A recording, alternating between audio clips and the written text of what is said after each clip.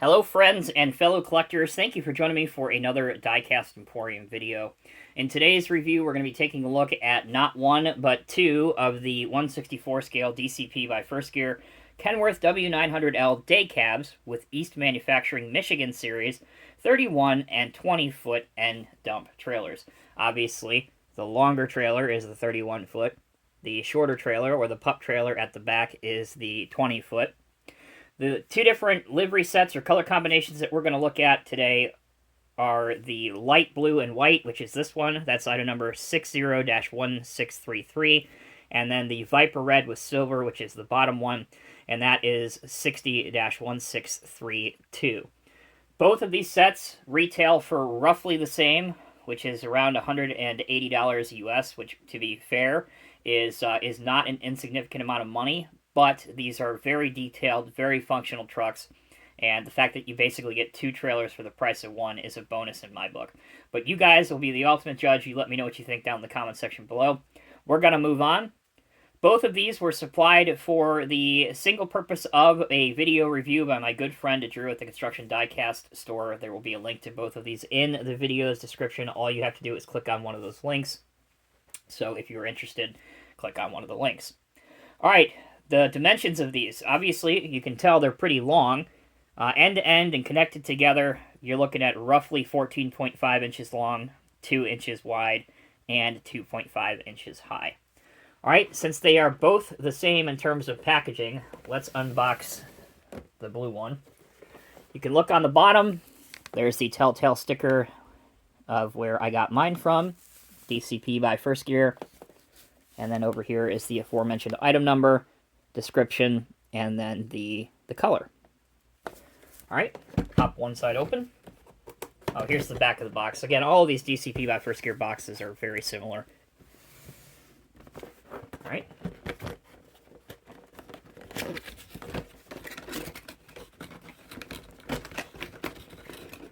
Now, also the elephant in the room. Some of you may be thinking, why are these called Michigan?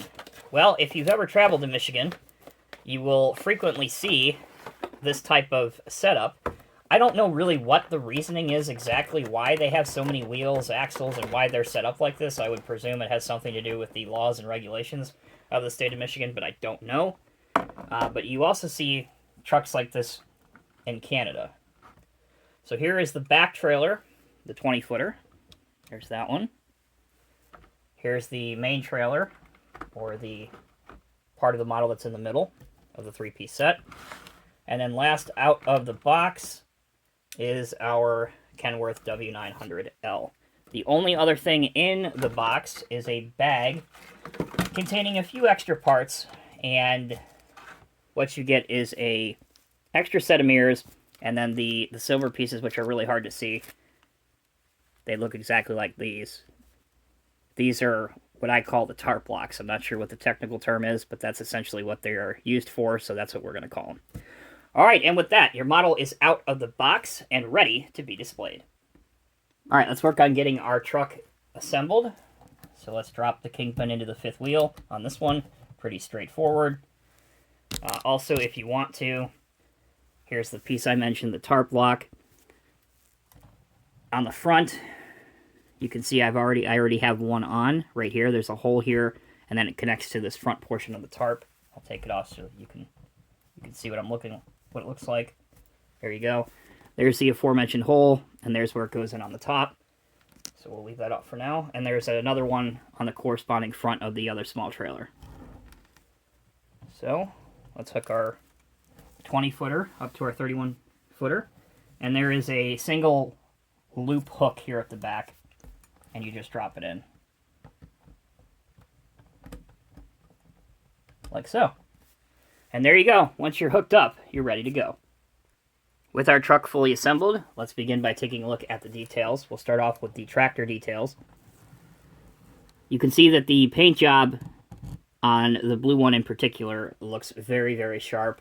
The light blue with the white, and there's even some flame work. Anytime you put chrome on a truck, in my opinion, I have to admit I'm a sucker for chrome. So I love the chrome exhaust, I love the chrome horns, the mirrors, wheels, large front bumper. The grille is obviously iconic Kenworth with the badge up on top, you can tell. Turn indicators on the fender wells. Moving along, if you look at the back of the truck, you can see the connection points for your brake and horn and all those kind of lines. They don't plug anywhere into the trailer, but at least they look nice, tidied up, and in the parked position. There is a diamond-plated texturing piece right here at the bottom. And then if we remove the trailer, you can see that the fifth wheel is also a chrome accessory piece. And it does pivot.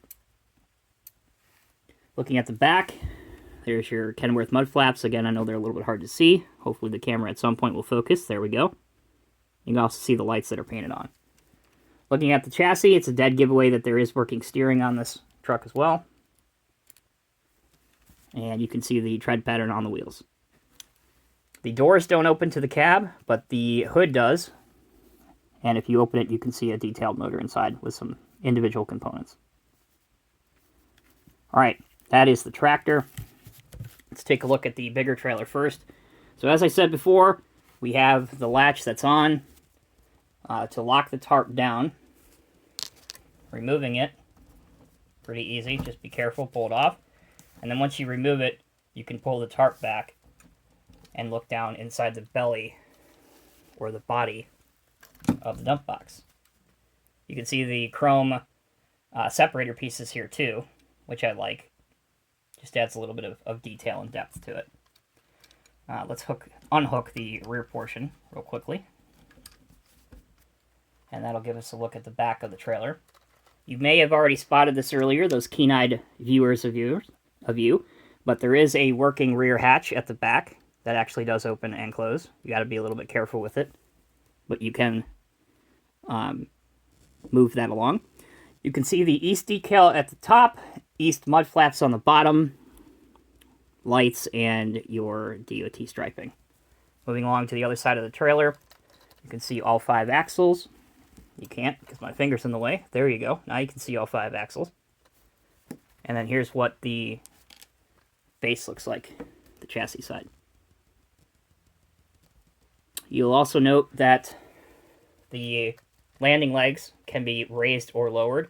All you have to do is simply unscrew those and thread them down. Just be a little bit careful.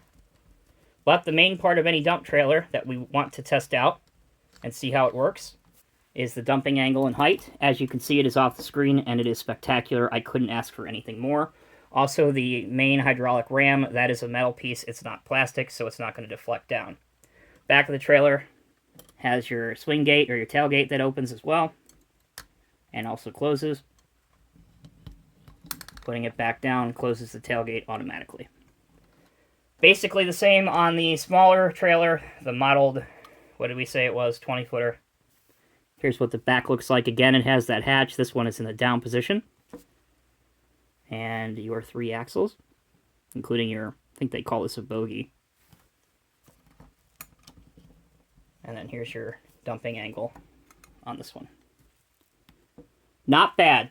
I have to say that everything I expect from a dump trailer when I'm doing a review of any model of this type at any scale is here. With the tailgates that work, the tarp that works, even the, I call it an asphalt chute. I don't know what the technical term is for this small little door here at the back, but that's what I call it. Even that works and functions quite realistically. I do like the fact that the trailers, you do get 2 trailers for the price of 1. The tarp is quite cool. There's enough in this set to keep it interesting. And I think if you pose this with some farming equipment, if it's loading grain in here, for example, or if you're loading some soft crushed up stone for a construction site, there are plenty of different display possibilities with this trailer. So what we're going to do is we're going to pause one last time. When we come back, I'll have the red version out just to compare and contrast the two, and then we'll wrap up the video. Alright, so here we have the Viper Red and the silver version out. You can see that the main difference other than the paint is obviously the decal work is different. This one has stripes on it, whereas the blue one, as you saw a minute ago, has some flame work on it. But in all other aspects, the trucks and the tooling itself is identical. It's really just up to your personal preference, which color you like better. I'm sure that there will be more color of these offered in the months and years to come. But as far as I understand, as of now, these are the only 2 that are available. Last thing I did want to show before we show some construction equipment with it is I wanted to show those that were interested how the rear works. So here's your little, what I call the asphalt chute. So if you're careful, hopefully this is in focus because I can't see the camera, you can open it up, and there you can see the hole. And then very carefully you can also shut it back down. Alright, let's close the video with showing what this looks like being loaded. Put our tarp back down, bring a wheel loader up, and there you go. So this is one of the, if you're not familiar or if you haven't seen this video yet, this is one of the mass market 950Ms. Not the highest detailed model 164 scale, but also not the most expensive.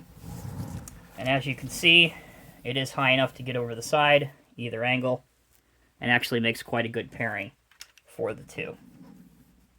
So, in conclusion, the 164 scale DCP by First Gear Kenworth W900L with the East Manufacturing Michigan Series trailers, I think this is a welcome addition to those that collect 164 scale trucks, particularly the higher end 164 scale trucks.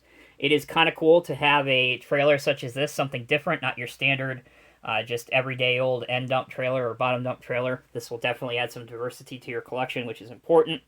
Again, I do think the value is fair. It might be a little on the higher side, but I do think considering the way everything else is priced in today's day and age, I don't think it's that unreasonable, if I'm being totally honest. But again, huge thanks to Drew. He didn't have to go out and send these to me for the purpose of the review.